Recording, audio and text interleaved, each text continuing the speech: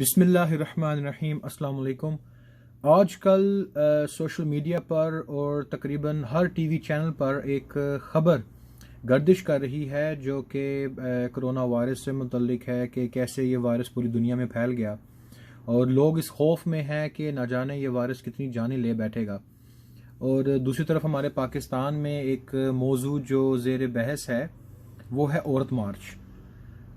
कुछ औरतें हैं जिन्होंने ये अनाउंस किया है कि वो औरत मार्च करेंगी और अपने हकूक़ के लिए आवाज़ बुलंद करेंगी। बेशक एक रियासत में जब भी कोई किसी इशू को हाईलाइट किया जाए तो उनका ये हक होता है कि वो अपनी आवाज़ बुलंद करने के लिए पुरअमन एहतजाज कर सकें। बहरहाल इसमें जो प्रॉब्लम थी वो ये थी कि जो स्लोगन यूज़ किए गए और जिन हुकूक की बात की गई वो गैर इस्लामी और गैर अखलाकी थे। चूँकि पाकिस्तान एक इस्लामी रियासत है और ये मुल्क इस्लाम के नाम पर हासिल किया गया था, तो हम इसको इस्लाम से हट कर नहीं देख सकते।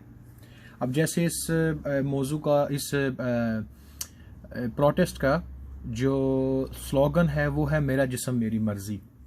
अब जो मर्ज़ी का लफ्ज़ इसमें शामिल कर दिया गया, ये किसी भी सोसाइटी में, किसी भी कल्चर में, किसी भी मज़हब में अप्लाई नहीं हो सकता। अगर हर शख्स अपनी मर्ज़ी से चीज़ों को देखना शुरू कर दे तो उसमें सिर्फ तबाहकारियाँ हैं और कुछ भी नहीं। तो मुसलमान होने के नाते वो ज़ात जो हमें ये बता सकती है कि क्या सही है क्या गलत है, वो खुदा ताला की ज़ात है। अब अल्लाह हमें जिस चीज़ का हुक्म देता है, मुसलमान होने के नाते हम उसकी पैरवी करेंगे, और जिन चीज़ों से रोकता है हम उन चीज़ों से रुक जाएंगे। अब सबसे पहले तो हम ये देख लें कि इस्लाम में औरत का मुकाम क्या है। इस्लाम में औरतों को जो मुकाम दिया गया उससे पहले किसी मज़हब में भी नहीं दिया गया।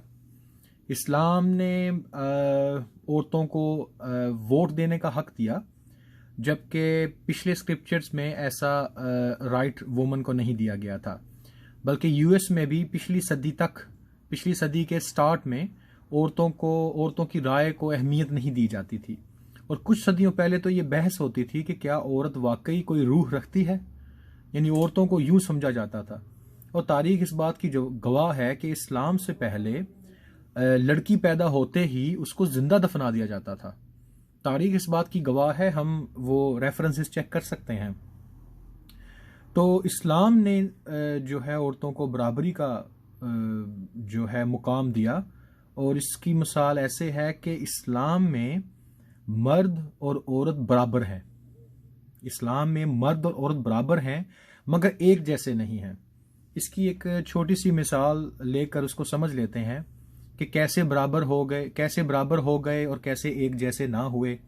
इसकी मिसाल कुछ दो स्टूडेंट्स की ले लें कि दो स्टूडेंट्स हैं और उन्होंने टोटल मार्क्स बिल्कुल इक्वल हासिल किए। यानी आप उसको ए लेवल के मार्क्स ले लें, ग्रेजुएशन के मार्क्स ले लें कि स्टूडेंट ए ने 900 मार्क्स लिए और स्टूडेंट बी ने भी 900 मार्क्स लिए। ये दोनों बराबर आ गए, दोनों की बराबर पोजीशंस आ गई। लेकिन देखा जाए तो पॉसिबल है कि एक स्टूडेंट जो है उसने मैथ में ज़्यादा नंबर हासिल कर लिए और जो दूसरा स्टूडेंट है उसने फिजिक्स में ज़्यादा नंबर हासिल कर लिए। तो इसी तरह कुछ क्वालिटीज़ हैं जो मर्द में हैं और कुछ क्वालिटीज़ हैं जो औरतों में हैं।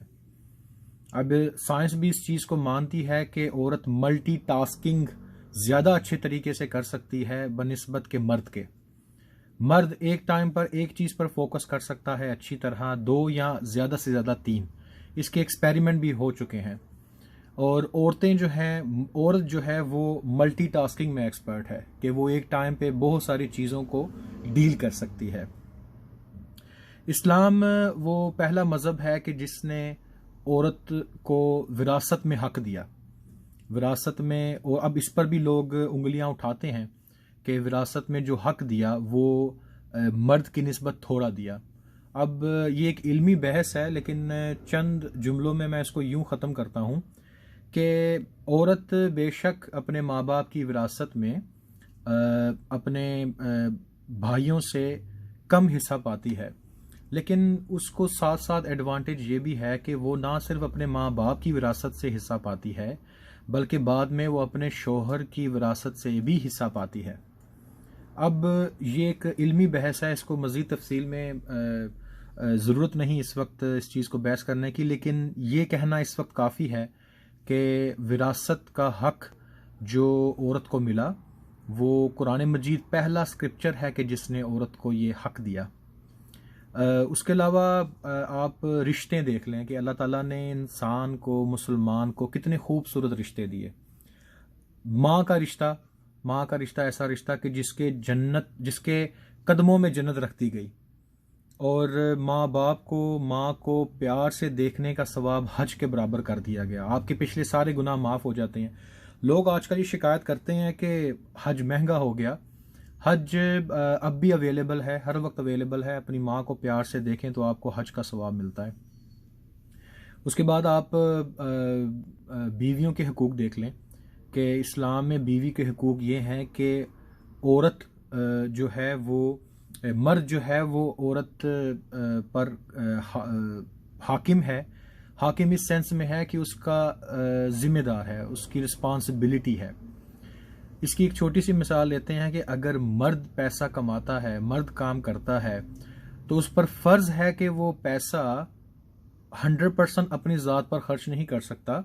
उसको वो पैसा अपनी बीवी बच्चों पर खर्च करना पड़ता है।